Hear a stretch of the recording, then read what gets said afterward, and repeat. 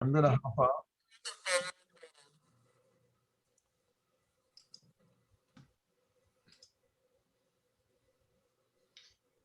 We're going to give people a minute or so to come in, and then we're going to start the webinar. Okay, I'm going to leave and go into the audience piece.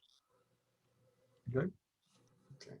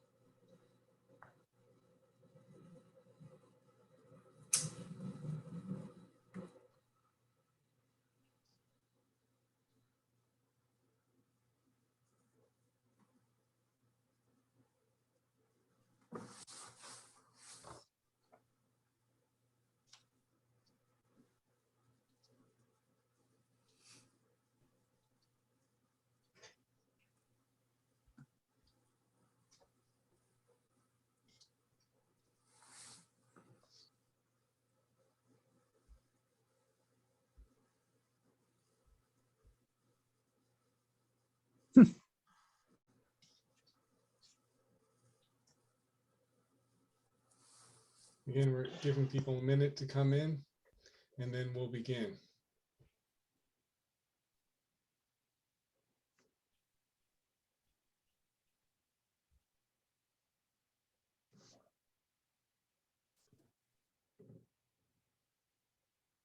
So welcome to On the Park Bench, a public square conversation brought to you by the Congress for the New Urbanism. On the Park Bench presents interactive conversations with thought leaders in new urbanism and their allies, providing an opportunity for the audience to engage in real time. The webinar series is a platform for CNU members to engage, debate, and collaborate on the pressing issues of our time. The Authors Forum of On the Park Bench discusses recently published books by urbanists and/or books of interest to urbanists. The Authors Forum is produced by Andres Duany, architect and urbanist who works behind the scenes to put these together.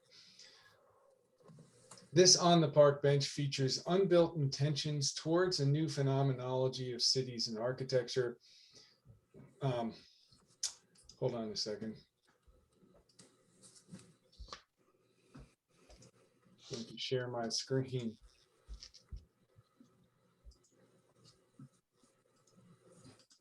Here we go. This On the Park Bench features unbuilt intentions towards a new phenomenology of cities and architecture with author Jaime Correa and a discussion with Stephen Fett, and we're waiting on Andres Duany, who hopefully will join us as well.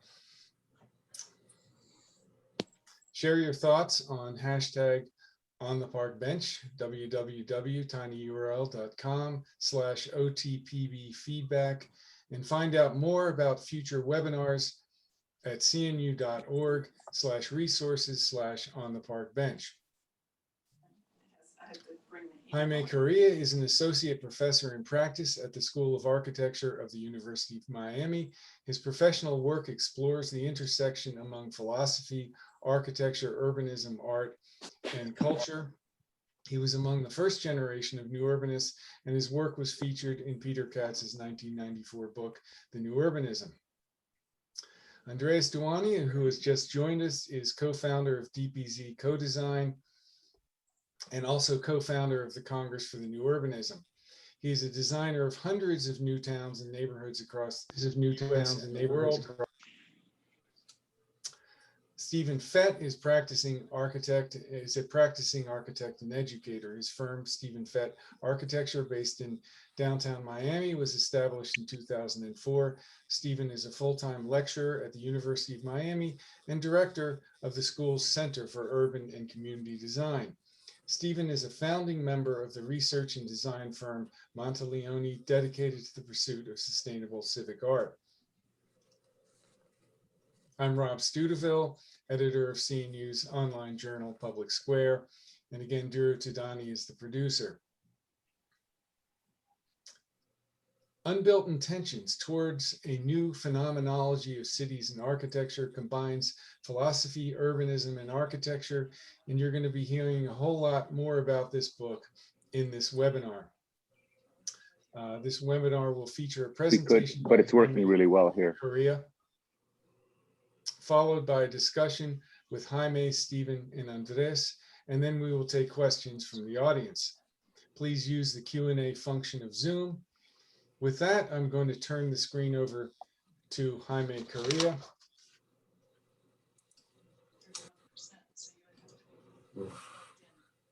You can share your screen, Jaime.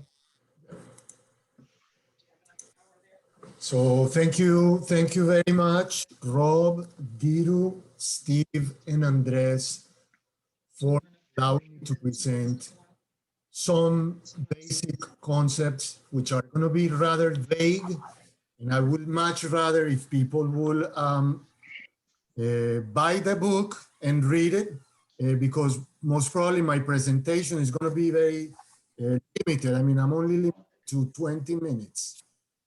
The book that I'm about to present is an introductory book. It's a book on theory. It's a book on practice. It's a book on representation. But mainly, it's a book about what phenomenologists call imaginative variations. And I'll explain that in a second. And most importantly, it is, I mean, whether we like it or not, a book on placemaking. Now, in the book, I have projects that are rural, I mean, object buildings. I have projects that have to do with suburban retrofit. I also show projects that have to do with urban sustainability and resilience. And I have utopian, artistic, global projects. This wall, which I produce for, I mean, as an ontological project against what Donald Trump was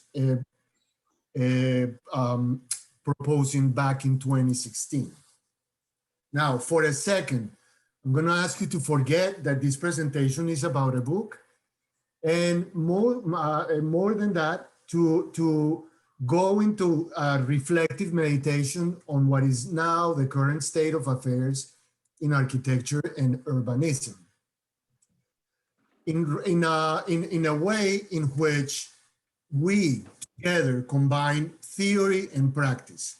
Obviously, immediately when I say theory and practice, 50% of this audience will go numb. I mean, and say, oh, we don't want philosophy. I mean, philosophy is too much for us. Or those of you that are interested in philosophy are going to say, why so much practice? So I'm going to do my best to find a midpoint between Platonic ideas and Aristotelian ideas of theory and practice. For those who try to practice only, I mean, you know that schools of architecture nowadays only advocate technical skills, that it's all about being realistic. On the other hand, I mean, there are other positions that are more idealist and that advocate human rationality. I mean, questioning everything that we see and that we perceive. And those are the ones, I mean, like me, that are interested in a more intellectual approach to architecture and urbanism, and that think that theory is important. I mean, nowadays, that portion, I mean, is not taught in schools of architecture. Schools of architecture, we only advocate technical skills. We don't do theory anymore. To me, theory is a transformational tool. It's the fact that provides the essence and substance of architecture and cities.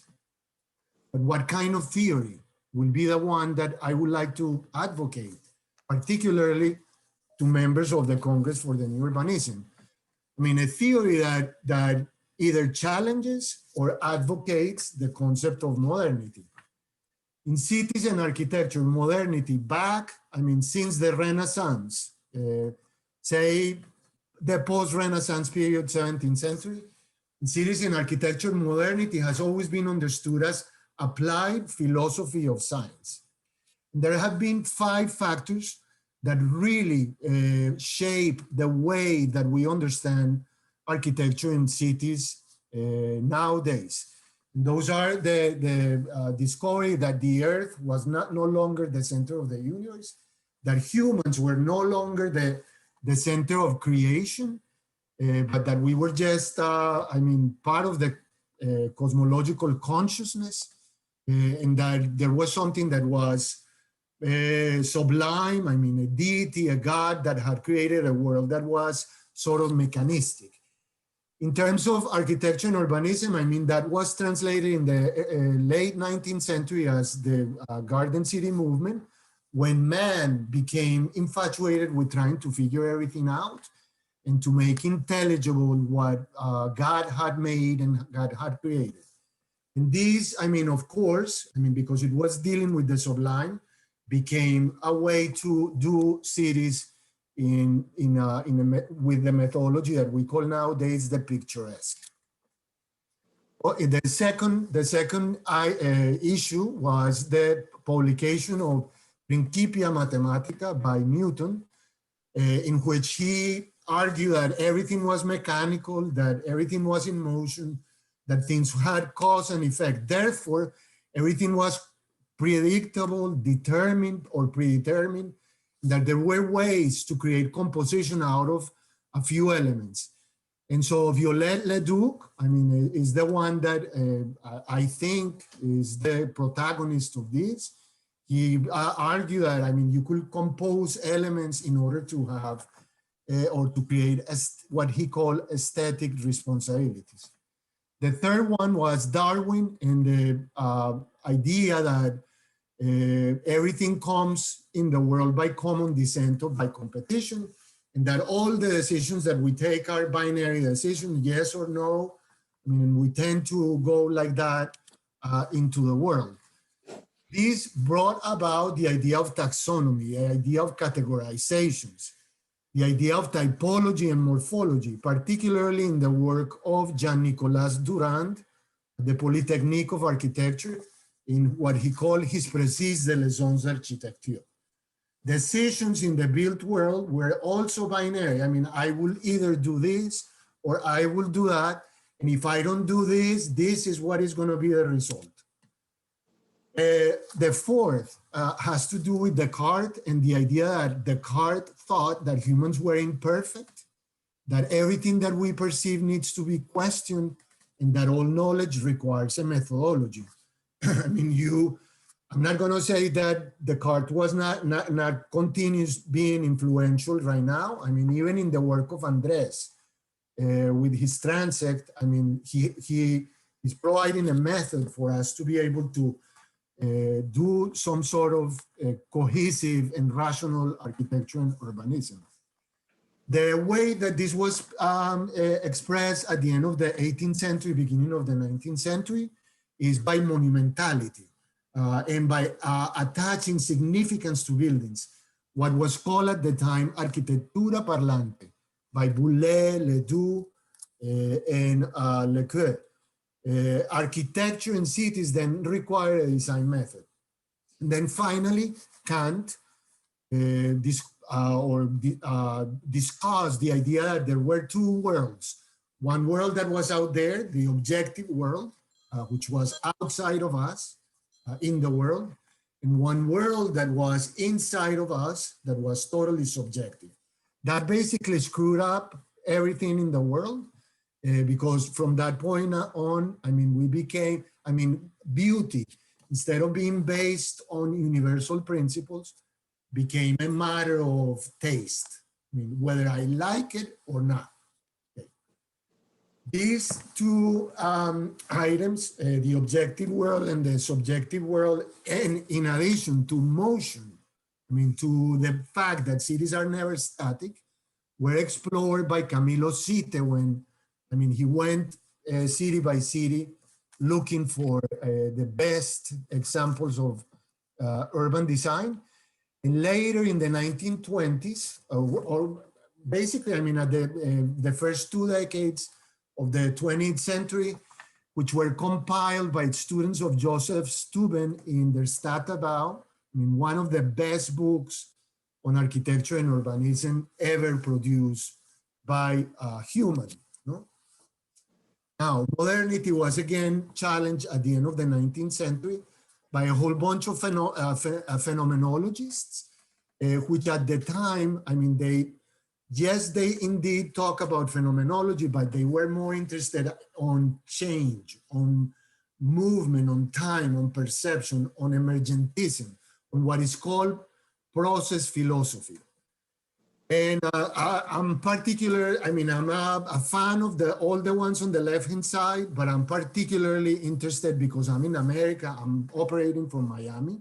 I'm interested in the ones on the right, John Dewey, Charles Sanders Peirce, and Alfred North Whitehead, who was actually an Englishman who taught at my alma mater, Cambridge, and who decided that, I mean, it was better to come to Harvard to explore what he called philosophy of organism. I mean, which is the way that cities are constantly in movement, constantly changing.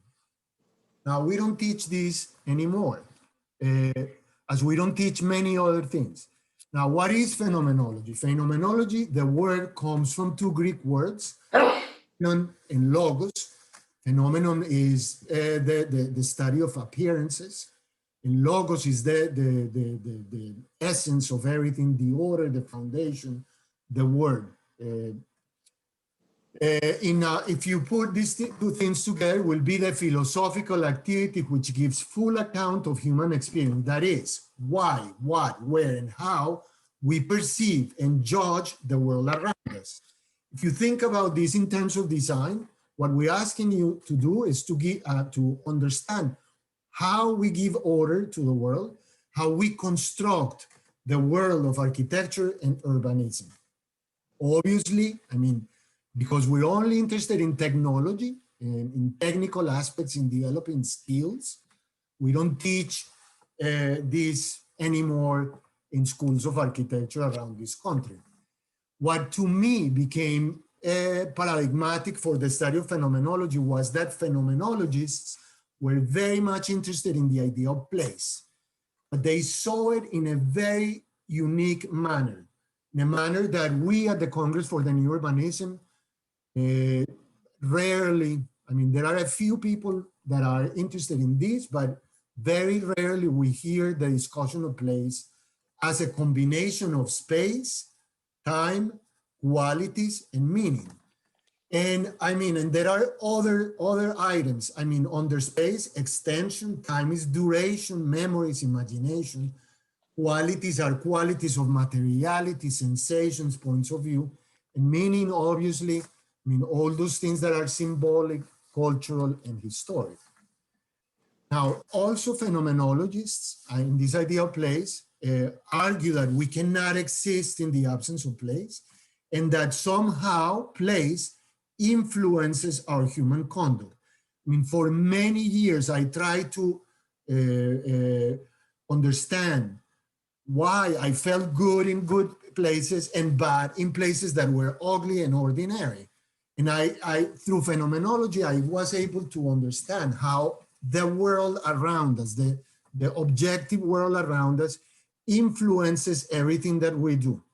And most importantly, I mean, phenomenologists believe in this idea of flux, that everything is changing constantly, that individual and communal decisions are creating what they call emerging properties. And that is what characterizes one city or differentiates one city from another. So Rome, Miami, New York, and Paris are different because they have different qualities of place. In other words, certain areas of space, certain areas of time, qualities, and meaning vary between all of them. They all have one essence, which is the essence of place making. But the way that they express space, time, qualities, and meaning vary from one place to another. The other thing that was to me important is that when you discuss emerging properties, you also discuss legibility. from the most essential point of view, from the point of view of asceticism and simplicity, because that is the beginning of entropy. If you really want to create a city in which you give free will to the people to change it over time, like all the cities where we never wake up in the same city. I mean, even though I call it Miami, I mean, if I look through my balcony, everything has changed from 1 minute to the next. As Heraclitus used to say, we never stay in the same river twice. No, so these levels of entropy start from the most simple to the most complicated. And they require, I mean, if you're doing the most simple, then they require legibility. And to require legibility means that we have to use what in the 20s and 30s was called Gestalt qualities. Symmetry, balance, I mean, all of these also explore in the Renaissance quite thoroughly, no? But in the 20s, they come back: clarity, contrast, continuity, rhythm, tension, substance, edges, etc. No? Now, do we teach this? No, we don't.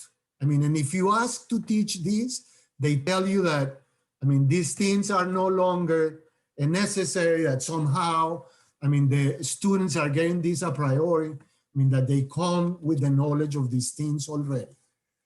The other thing that is interesting to me on this issue of phenomenology is the issue of representation, because they very quickly move into what is real and what is imagined. And they think that the mind cannot differentiate between what is real and what is imagined. So that opens a whole bunch of possibilities to architects and urban designers. I mean, that's exactly what we do. That's exactly how we operate. We imagine things that nobody else can see. We think in images. We don't think in words. Now, representation also comes in from three points of view. From the point of view of aspects and moments, as I move, say, around a cube, I mean, sometimes I see 3 faces, sometimes I see 2. And in my mind, I'm composing these views, I'm composing all these aspects, all these moments. And in my mind, I'm realizing that that's a house, that's a building, that's a city, etc. There's also the idea of non-moving, and that's the idea of perspective, in which there's a static point of view, and which is selected because you think that that section of time is of importance to a project that you're creating. I mean, this we use more, I mean, it's more subjective, and we use it more for marketing purposes. And then there's another way of looking at things, which is mechanical, which is this idea of assemblies. I mean, the typical IKEA drawing in which they give you the elements and you recompose them. But in architecture and urbanism, what we do is we have a composite, or we have a whole bunch of elements that we know have been produced over the course of history. And what we do is we recompose them, I mean, to create something that is absolutely innovative and new. Every time that we create a project, I mean, those projects are of the moment. And as we know, the availability of those compositional elements are infinite. And because they're infinite, we have come up with this notion of consolidating everything into what we call typology. But typology is nothing but a construction of the mind. It's the point of departure. Typology is not about the model, but about the rules that make the model. And that's how Quatremer de Quincy described this notion of typology in his book, in his Dictionary of Architecture, which was placed at the end of his book called Delimitation. Now, typology is also a no-no word nowadays in schools of architecture. I mean, you're supposed to somehow be connected with God or somewhere out there in the world and come up with projects that have space-time qualities and meaning. Now, the method that I use in my book to produce projects is also a phenomenological method that is called Imaginative Variations. What I do is I take one of these, I mean, I say I take the qualities, materiality, sensations, points of view, and I start exaggerating them. I start recomposing them, moving them in directions that are innovative, and trying to understand what will be the effects of doing something like that. Or, I mean, notions of space, or doing two at the same time and seeing what will be the results of doing that. So back to the book. I mean, the book is an introduction. It's about theory, it's about practice, it's about representation. Now that you know what imaginative variations are, and now you know what I do, and then about placemaking. So if we go into this realm of imaginative variations, I mean, this is at the dissolution of the CIAM. Jose Luis Sert produced this drawing to advocate the ideas of the Congress of International Architecture from Boston, I mean, when he was the dean. And he argued that cities were cans, sardines, I mean, like cans of sardines, and that we needed to exploit, I mean, this world of sardines and move everyone. I mean, now that we had highways and cars, I mean, to the suburbs. I took that image and I produced, because I'm in Miami and we're really concerned with this notion of sea level rise, I flooded the background of Jose Luis Sert's project. And by doing this, I mean, I was doing an analogy between what will happen in Miami when it floods at 6 feet and this image. And I realized that in Miami, I mean, when it floods, most of the high areas of the city will be located in areas that are incomplete, meaning that they will be single use. I mean, all single family houses, all skyscrapers, and basically no means to be able to have everything that you need for your daily living at walking distance. So what do you have to do? I mean, you have to understand where these places are located, and you have to reconfigure them so that they can become walkable and operable. And at the same time, advocate innovation, which is what you see with those floating houses in there. So it's then I look at this project in more, I mean, in a more essential manner. I mean, like an archaeologist, I look at, I mean, I traced a series of grids over the city of Miami, look at what was going to happen in terms of flooding, and then went and studied, I mean, how to intervene, how to make it more complete by sort of understanding where to include markets that were not just markets, but like the one on the left, which is a market in the center with townhouse, surrounded by townhouses, theaters above, penthouses at the top floor, that create some sort of meaning. I mean, if you look at this picture, I mean, you see the market right there on the water. I mean, because as you know, the issue of food security is a huge problem at the time of sea level rise. I mean, maybe 30, 40 years from now. The right-hand side, I mean, what I call the Church for Perpetual Experimentation, which is a church that combines all the religions that we have, all the major religions that we have now in the world. And then a sort of a center, a new center created as a close, I mean, in the tradition of the English close, surrounded by, say, townhouses that have the first floor sort of available, I mean, with the potential to become retail. Then I explored the idea of raising buildings, I mean, completely destroying them. I mean, because of sea level rise, I mean, of the potential of sea level rise, or raising them on pilotis, I mean, which is the two conversations that we're having right now in Miami. I mean, raising the infrastructure or simply moving the historic building somewhere else and creating historic districts that are absolutely fake. So I took one of these ideas and I extruded, I mean, 5 portions of the city of Miami up there in the sky, with everything that you needed for your daily living at the bottom of the buildings, creating a sort of, 5 palm trees, one for each letter of the word Miami. So 5, M-I-A-M-I. And then I began to realize that that there will be people that will stay and people that will go somewhere else.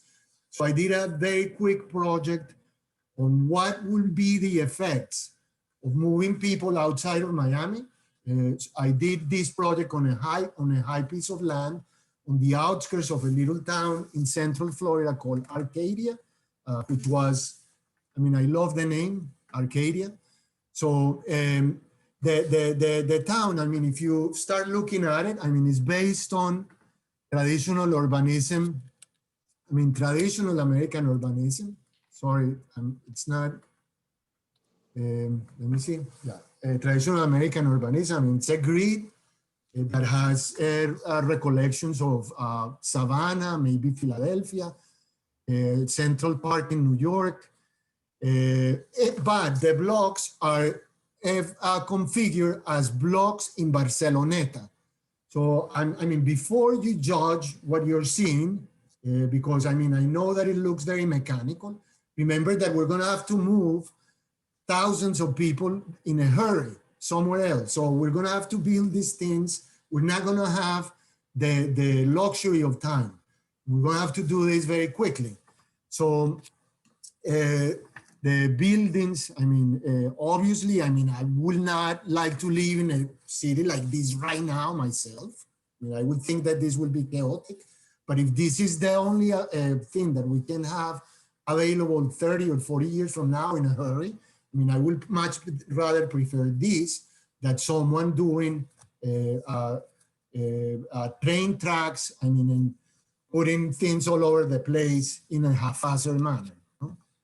Now, I also experimented with this notion of quick production of cities with this project, which I call the pyramid, the new city, and it's a project that has 2 readings, and one that is urban. I mean, from the south to the north, and if you see all the ziggurats, I mean, these ziggurats are aligned against the street, and when you move east-west, there's a ziggurat, a square, a ziggurat square. So the sensation going north-south is very urban. The sensation going east-west is very rural. 2 conditions that, in my opinion, are truly American. I mean, this notion of the grid and the notion of the duality between what is urban and what is rural, all combined into one place. At the same time, I mean, because of the materiality of the buildings, I mean, there's always a beginning, a middle, and an end. There's a center that is clear, I mean, with the buildings that are painted in red, et cetera, et cetera. I mean, you can read more about this in the book. I'm just doing this very quickly so that you can have an idea of what I'm doing or what I wrote. I have other counter proposals. I mean, counter proposals to say the plan voisin by Le Corbusier, but applied to the city of Miami, in which the towers of the plan voisin by Le Corbusier become courtyards.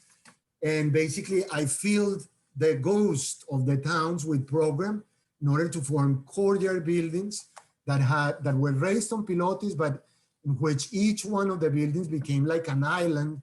And at the bottom of that island, you will have market and places that will be occupied by retail. Then the issue of raising, I mean, I raised a portion of Little River in Miami which is one of the most endangered areas of the city, and did a series of typological studies to see what can be placed on a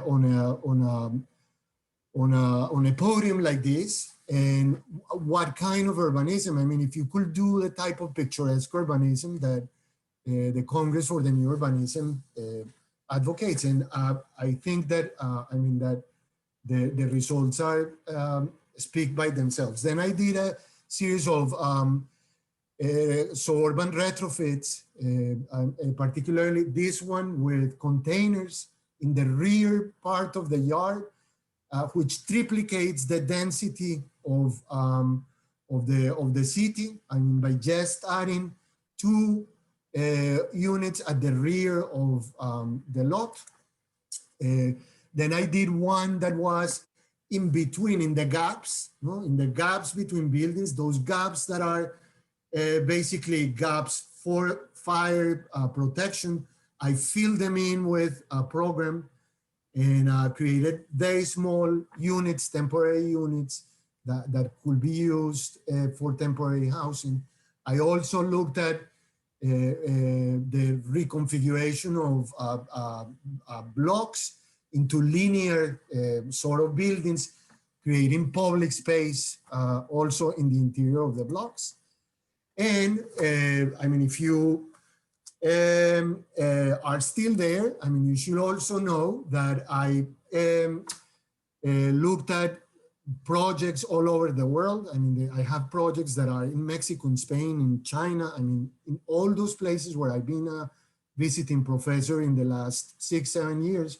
And I always try to go there and configure a project to be able to see, to be able to test the ideas of phenomenology in these places. So this was one of the projects that I did in China when I was a visiting professor at Zhuhai University in the province of Guangdong. Now, back to a book. So it's a book on theory, it's a book on practice, it's an introductory book that talks about phenomenology, representation, placemaking, and a methodology called Imaginative Variations. The book can be found in Lulu. It can also be found in Amazon and Barnes & Noble. Barnes & Noble is the cheapest. Lulu and the fastest. Lulu is the cheapest, but it takes a little while. And Amazon, for some reason, charges you an arm and a leg for the book. That's it. Thank you very much. Okay, I wanted to remind people to use the Q&A function for questions that they had. In the meantime, we can get to a discussion with Steve and Andres. Great. I can begin, or Andres, if you, I'm happy to defer to you if you have initial thoughts. Well, go ahead. Can you hear me though? Is audio on? Yes. Okay, go ahead. Yeah, we can hear you. Thanks, Jaime, for your presentation. I think it digs into the deepest roots of our shared professions, simultaneously inspiring, alarming, a call to action. I wrote down a few general topics pertaining to the book that we could dig deeper into. Maybe I can start by asking a few sort of exploratory questions. Andres can probably riff off of that or have his own thoughts, and then maybe we would open it up to the audience as well. The first deals with phenomenology and your and the title of your book, Unbuilt Intentions. And if phenomenology studies in individuals' lived experiences in the world, the projects shown in your book are, for the most part, unbuilt and therefore unexperienced physically. One resolution to this paradox seems to be that your projects confront social, political, environmental realities of our time, and provide real solutions or commentary on those issues, albeit highly theoretical. Nevertheless, this conflict is no doubt purposeful, and I think worth probing a little bit further. Could you expand upon this? So as I said before, the mind does not understand what is real and what's imaginary. No? Now, the purpose or the reason why I elected to have a practice of unbuilt projects rather than built projects is because I'm more interested in the advancement of knowledge. I mean, as an academic, I'm more interested in the advancement of knowledge than in the production of, I mean, in spending years and years and years trying to convince public officials that what I'm saying is truth. No, so I'd rather take the phenomenological approach and bracket all my intentions, I mean, and my views of the world, and produce projects that are unconventional and say projects that are controversial, so that there can be some sort of discussion.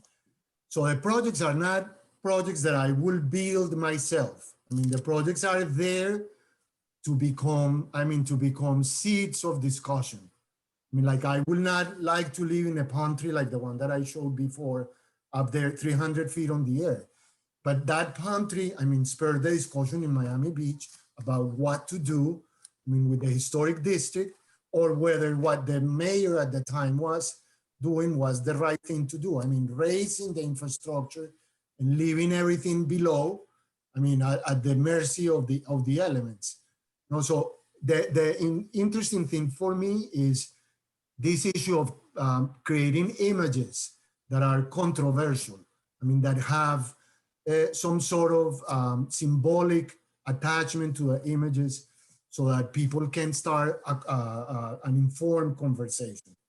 And so that's the difference between what I call in the book praxis and what I call in the book poiesis. No? I mean, dealing with the practice of architecture or the intellectual part of architecture and urbanism. Yeah. Would you want to alternate commentaries? Sure. Yeah. Okay, I'm very aware. I've known Jaime since when, Jaime? 1980. I was 1980. Okay, one so of your first employees. Yeah, actually, you were a volunteer, which was wonderful. Straight in from Latin America, and that is getting to be 40 years ago. And I think I'm probably well equipped to translate Jaime to the rest of the Congress of the New Urbanism. And I think he is much more interesting in translation than in reality. And first, I'd like to say that Jaime, when we in the New Urbanism encounter theoretical projects, especially such radically different ones, we immediately assume that this person does not know what the New Urbanism is about. You know, they're just off somewhere else and they're attempting some kind of slight thread-like connection as a critique or to share some of the prestige of the New Urbanism. That's not the case with Jaime. Jaime knows perfectly the New Urbanism. Okay, he was there before 90% of the rest of us. He was one of the 14. If the list of founders had been more liberal, if you look at the original photograph in Alexandria, he was there. Okay, so Jaime was there from the beginning, from the very first projects that we did.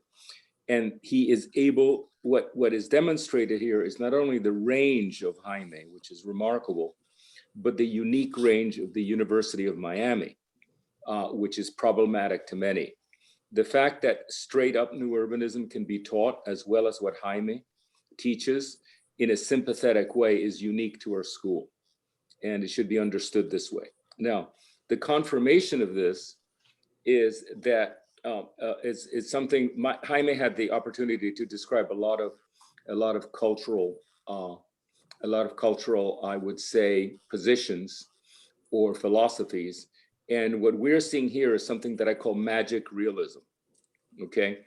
And that is a Latin American specialty, which is all over the Caribbean and has I think, contaminates, for example, New Orleans. It contaminates Miami, which is that if you believe it is true and you state it as if it were true, it becomes true.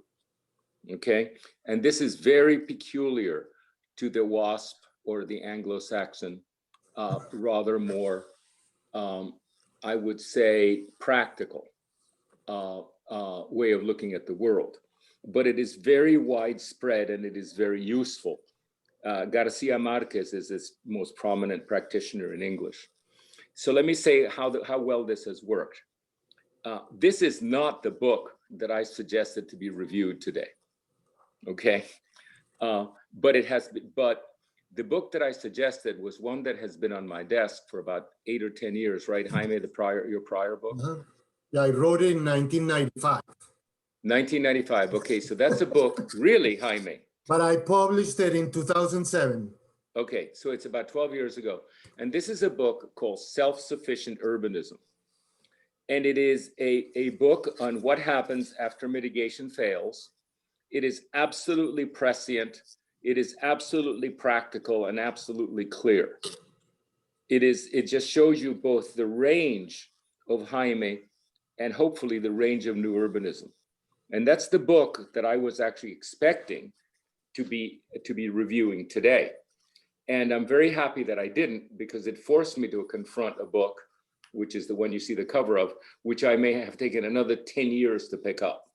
You know, but as it was, I did, and I'm very happy. And I think it is very salubrious for the new urbanism in a very specific way. Okay, and it is this: what the new urbanism is lacking, and what a book like this and some others do, is they increase our range. Okay. We are an organization enormously successful that arguably has become the paradigm and is spiraling inward with ever more esoteric expertise. Like, for example, if you look at the original form-based code, which is, or the original smart codes, which are very few pages, the current codes based on the same DNA and with the same name are 300 pages long. We are spiraling inwards, and what we need is a nudge like Jaime presents here to increase the range of what we do. You know, by looking at Jaime's work, you can actually see the beauty of repetition. Okay, repetition is one of the themes here. And as you know, we're allergic to repetition. Mm-hmm. You know, we think it's dishonorable and unimaginative to repeat buildings or windows, etc. And here you see Jaime showing very beautifully that it is repetitive landscapes, repetitive tree planting, repetitive fenestration. And that is an enormous increase in range and a useful one for the things that we must be done very, very quickly. That's just, I'm gonna give you a very superficial example. Jaime, for example, allows, you know, but when I looked at this book, somehow it clicked that I should be looking at Burning Man as a serious proposition, as a serious urban proposition. And as you know, I'm intrigued by mobile home parks, which are very repetitive and very similar to what Jaime is actually suggesting here. And we need this desperately. We need this increase in range. Now, I actually happen to have read most of this book, and it has nothing to do with anything Jaime said, this current book. Jaime seems to be writing his next book in his head. This book is an incredible paradox. It is incredibly clear and organized, incredibly clear.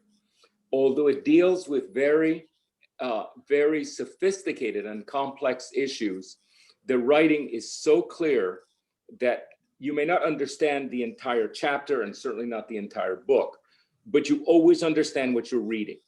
Okay, you always understand it. It's a remarkable piece of writing which you understand. And although you may not be able to pull it together like Jaime has into a single book, there is a tendency to want to underline it very substantially. Okay, like I can say, well, I can learn something from this paragraph, and I can learn something from that paragraph, and I can learn something from this and that. Now, you may not be able to conceive of it together as a unified theory, because I couldn't. But I did learn a lot of empowering thinking by actually reading what I could. And so it's useful in that sense. And I'd just like to say one other thing about about the other book, the one that should have been reviewed. You have to get that one, absolutely, okay? It's called Self-Sufficient Urbanism. And it is beautifully put together. It's very small. It's beautifully put together. And it is absolutely practical and useful. And so I think you should order both of them. Jaime, do you have a cover of the other one? Yeah. Okay, that one. Yeah. Okay, that's the book I thought we were reviewing, and maybe we should review it. But it's a wonderful, wonderful and important book to the new urbanism. Now I think that both are wonderful and important. Now, I want to make one last thing about reading, our usual reading. There are many good books by the new urbanists. For example, there is one by Doug Kelball on trees in urban design. There is one by Auerbach that is about the grid. What I find when I read books by new urbanists, which are excellent, is that I read very fat books, but in the end, what I learn is a very little bit, because we're all experts already. And if we read what we already know, the satisfaction in the investment is very small, because the increment of knowledge increases by a small amount, because we know already what is being said.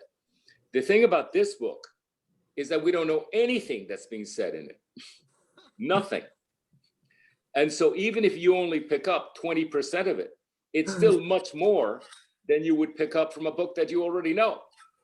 You see, and I found it very stimulating in that sense, okay? This isn't going to be a brain transfer between Jaime and the new urbanism, okay?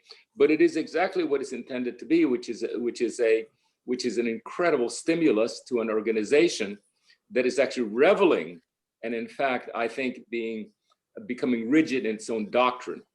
This is nothing but the breaking of our own doctrine. And so I'm very glad I was forced to read it. I have to say, Jaime, I would never have read it. I know. If you hadn't tricked me into it, but I'm glad I did. You told me. Thank you very much. I mean, indeed, I mean, to me, the CNU is the place where I realized for the first time in my life that there was a professional community interested in intellectual pursuits similar to mine. The early CNU, the one that you spoke about, the one from the 1990s. Alexandria. Yeah, Alexandria was the place where I could vent my doubt and where I came with proposals and discoveries in an environment that was very friendly and very supportive. Somehow, as everything in this world, I mean, everything changed and it became very pragmatic, absolutely technical, dogmatic, and very solid. And I tried my best in the early 2000s with what we called at the time a call for academic papers in the Congress for the New Urbanism. And all I got were papers from, countries that you have never heard from before, and that were absolutely boring. So I decided that I didn't want to proceed in that direction.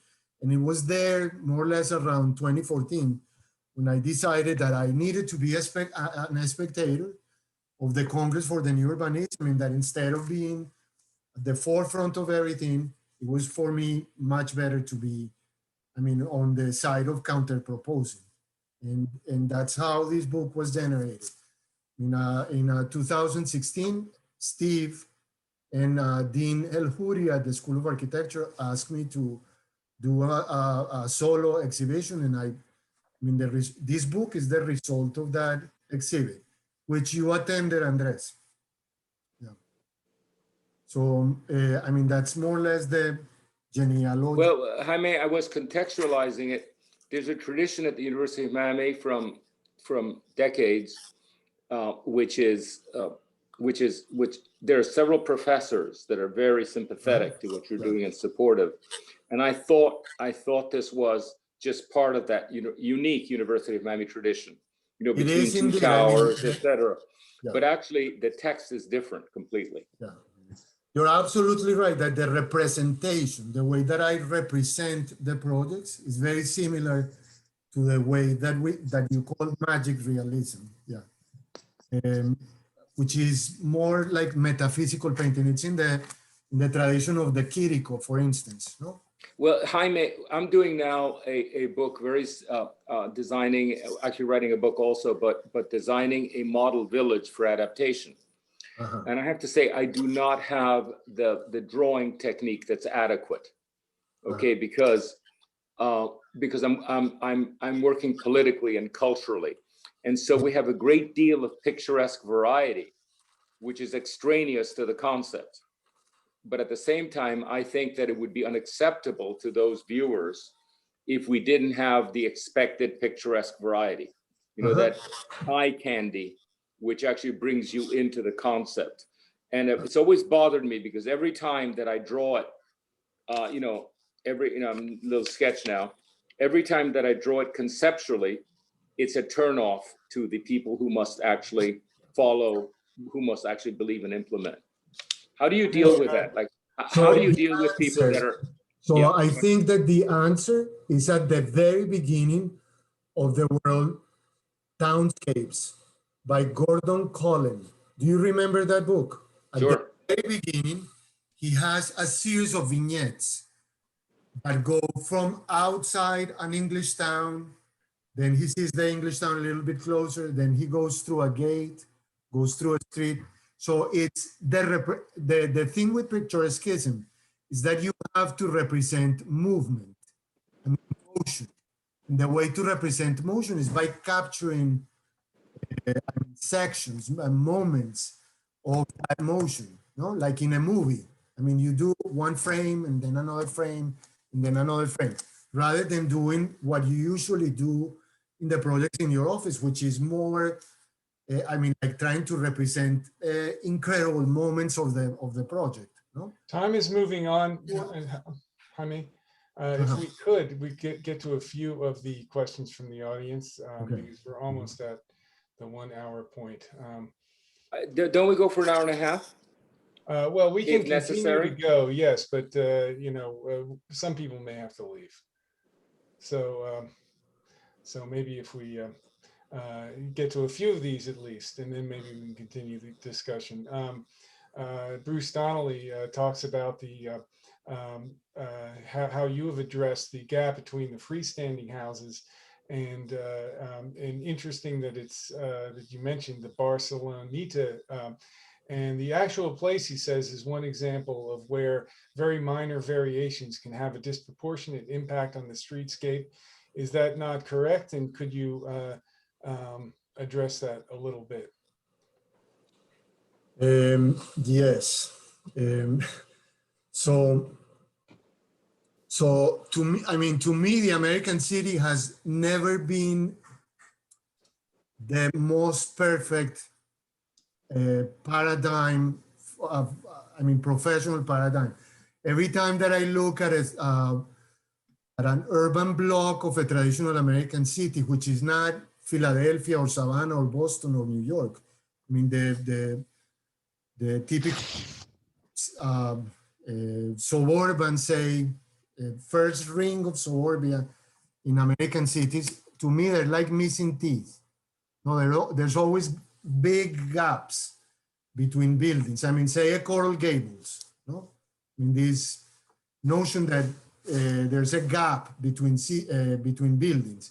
And so the transformation of that suburban area into an urban area can only be done, by filling the gaps, no? And that project that I showed was precisely a project that addresses that. Jaime, I think people don't know this project. Let's spell it properly.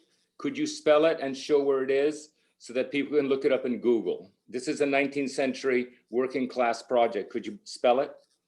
The project that I was talking about? No, Barceloneta. Oh, Barceloneta. Okay. So people can look it up. Barceloneta is Barceloneta.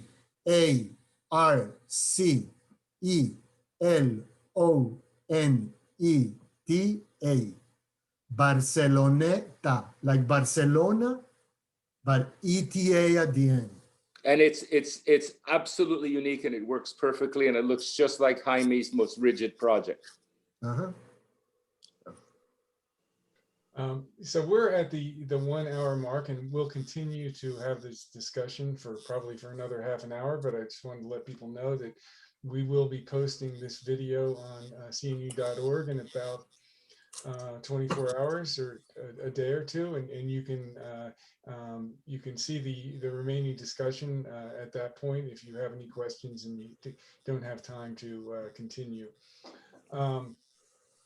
So we have another question from Benjamin. If your goal is to advance and disseminate knowledge, do you think it would be possible to simplify the vocabulary you're using in order to reach a wider audience? Is it possible to make this thinking more accessible to the wider world, or is it too complicated to be expressed in a simple way? No, it can be simplified, I mean, to a kindergarten level. It's just that, I was assuming that people were a little bit familiar with notions of phenomenology. And so I was using the vocabulary of philosophers of phenomenology. But it can be, I teach this to first year students at the School of Architecture. And for sure, they will never be able to understand if I would have had a presentation like this to them. Yeah. By the way, I wanted to say that, Steve or Andres, I think you can jump in and talk about any of these questions if you have thoughts. We have another question from Alexander.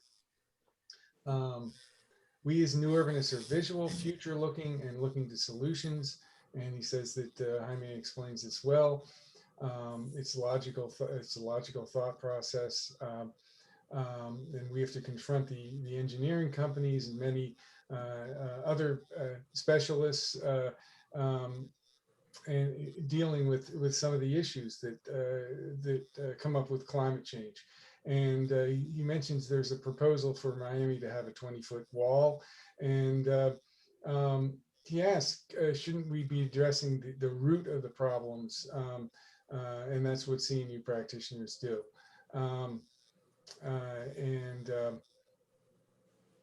He thanks you and thanks CNU and the problem with the wall around Miami is, that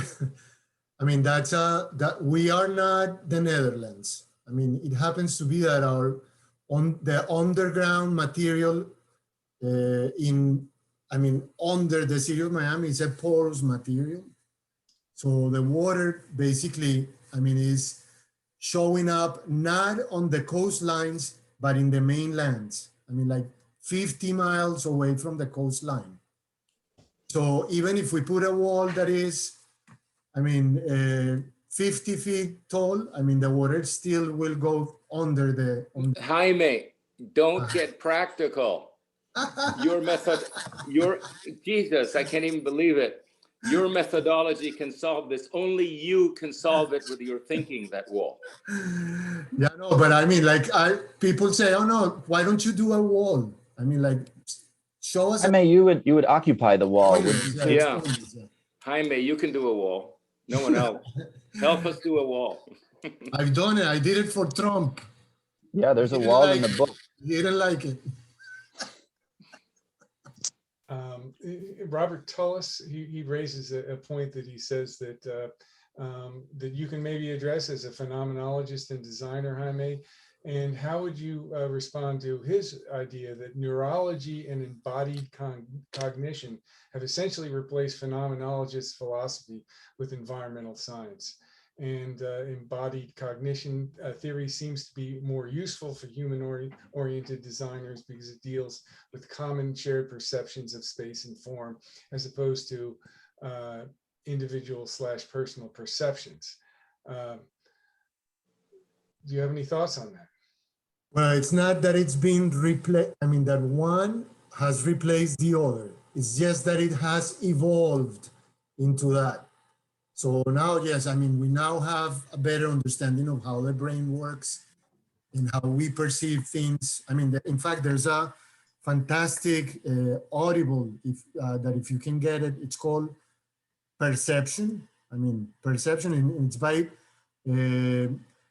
the great courses, the great teaching courses, and it's on perception, actually, on perception. And it explains exactly how, I mean, the human brain perceives everything. Now, the importance of, I mean, there's a difference between that because that's technical, and the way that we imagine things as architects and urban designers. And that's the area that I'm more focused on in this book. And it's the way that we use imagination to be able to come up with projects. No?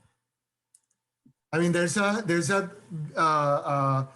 very interesting story by Jose Luis Borges about a cartographer who wanted to be super accurate.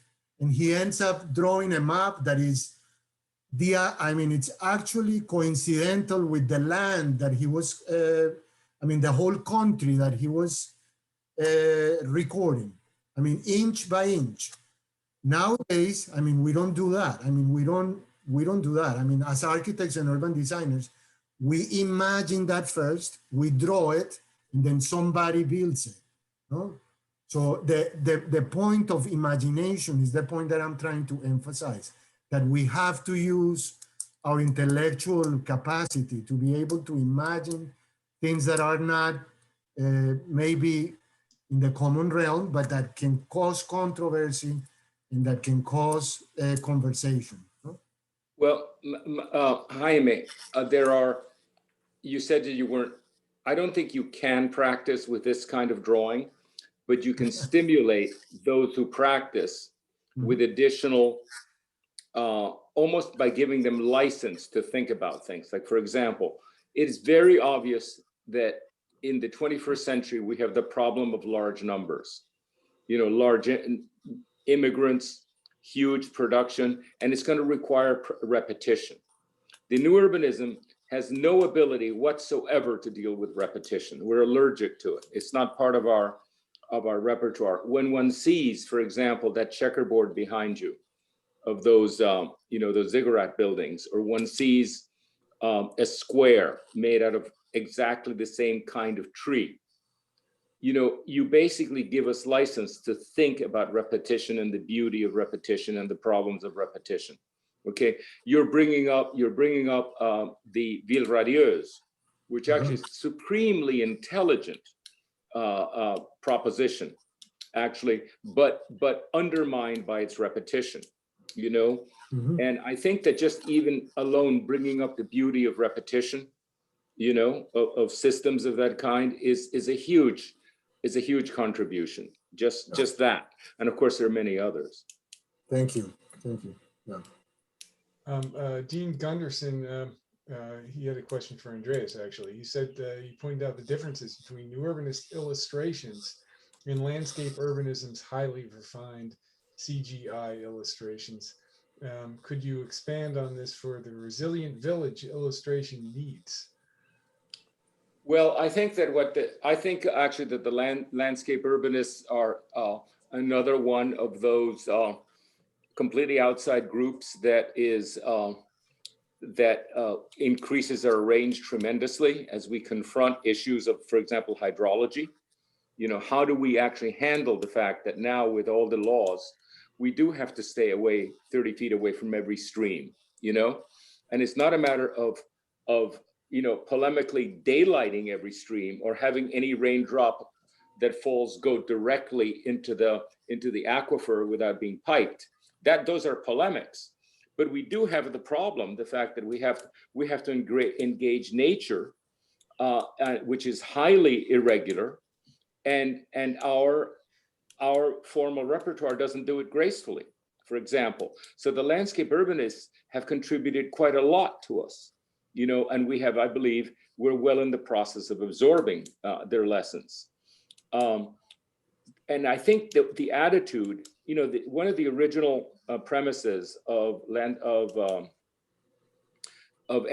was the pragmatic American statement, which is, we will absorb anything that works well in the long run. We are non-ideological, whatever works well in the long run. And so at first, of course, I was hostile to the landscape urbanists because it didn't look like what we did. And of course, we could find its flaws very easily, have written about that. But they still have a huge contribution to what we must do. And so does Jaime. Like, for example, just to personalize it, I'm designing highly repetitive units now, highly repetitive. Housing and mobile homes and all sorts of things that are very repetitive. And there's an unquestioning allergy to it by the fact that it's not picturesque, you know? And I think that beautiful drawings of repetitive projects would help break those blinders that we have, you know? And so, yes, I think that the kind of drawing that Jaime showed, if you look at them sympathetically, if you suspend skepticism, they can increase our vocabulary, and something we need to do very badly. I had a question. I get the repetitive, aspect and proposal, but looking at the ziggurat buildings back there, I mean, are you seriously proposing those as a building type, or is there another reason for that? Why didn't you use building types that might be more common for actual American cities in your drawings? Could I do a translation on that? Yeah. No, because I know what happens. It's because we don't think of ziggurats. What's being introduced here is a type that not one of us has ever thought of. And it is polemically exaggerated just so we notice. Exactly. You know, Jaime knows very well those floor plans have difficulty, but that's not what it's about. It's a polemic. It's just now, oh, let's look at ziggurats with outdoor stairs. That looks, well, isn't that an interesting typology? You know, especially facing, as he said, a certain direction. Yeah, I think that if I could jump in here too, I think that the exploration of the typology, which as a study has always been there in Jaime's work too, when we were looking at those beautiful Prismacolors, you know, back in the, let's say, early 90s, right? The way that and which I think embody in some respects that sort of magic realism that Andres, you were talking about earlier. But I think Jaime has always had a more medieval approach to drawing in a way, and I mean that as a sort of pre-perspectival approach to drawing, which sees an object for what it is rather than from a particular point of view, right? And then in that translation is the essence of the building itself, rather than seeing something that in fact is picturesque, describes the project more fully, let's say.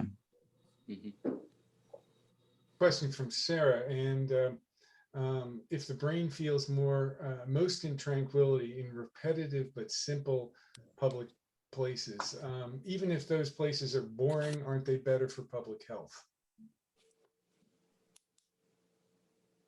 I don't know. Sincerely, I don't know.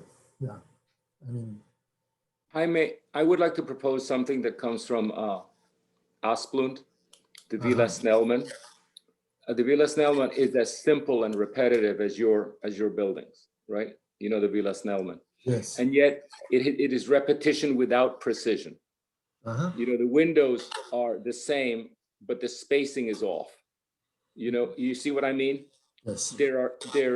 There's a long building, but it might bend slightly or nudge slightly. And I think the key is actually repetition without precision, because I think precision is necessary, repetition is necessary, but each of them are deadly alone. And that's something to look for. You can see it always in Asplund. Yeah. Very interesting. Yeah. Less mechanical and more natural. Well, it's very hard to do. Do you know what Asplund does? He does his hand drawings. If you look at the Villa Snellman, the hand drawings have the imperfection of a hand drawing. And then he builds in the imperfection into the working drawings without correcting them. And I think computers have that terrible problem that they require the constant correction of the sketch. Exactly. You know, and I think that might be something that can be looked at. How do we, you know, keep the vitality of the sketch, which is perforce repetitive, but not precise. Correct. Yeah. Anyways, thank you very much, Robert and Andres and Steve. for allowing me to present this and for your questions and comments and for Andres to be supportive of this project. I'm so overwhelmed by your support, Andres. Thank you. And Steve. And Diru. Diro's been behind everything the New Urbanism has done for 25 years. Since Seaside, I remember when he did the model, I mean, in hiding. All of a sudden, I mean, he showed up with a model of Seaside. Yeah, and organizing the first Congress. Exactly, yeah. Yeah. It's just that Dito understands that you have to get anything done, you have to maintain a low-grade bad humor, which he does privately. Do we have any final points from the panelists? I mean, Steve, do you have anything more to ask or comment? Not really. I'm looking forward to the next week's discussion on self-sufficient urbanism, I guess, right? Oh, yes, I think we should do that. Oh, can I just say something about Townscape, Gordon Cullen's book, which everybody should have. It's a paperback. It's a book that systematizes picturesque design. It's from probably around 1960. It's a collection of essays in architectural review. So I was in London, bored at a conference, and there was a bookseller called, I think his name was David Inch, and he was the #1 architectural bookseller in London. So I quit the conference and I sat next to him. And in conversation, I said, what books do the really cool architects buy? You know, and these were the early days of decon. Says, what are these people secretly buying from you? You know, because they pretend they don't look at anything, but they do. And he says, by far, Gordon Cullen's book, which leads me to think that a lot of the geometric, just to think of Steve Hall's work, okay? Steve Hall's work, by our reading, is random geometry, absolute random geometry. And yet, if you say, oh, he looks at Gordon Cullen, then everything he designs is from a propylon, you know, from a vantage point, and it's designed picturesquely to be seen from certain points of view. And I think that that's a breakthrough for me. Now I look at these people who seem to be random designers, like Steve Hall, for example, and most of them are random designers, but some of them aren't.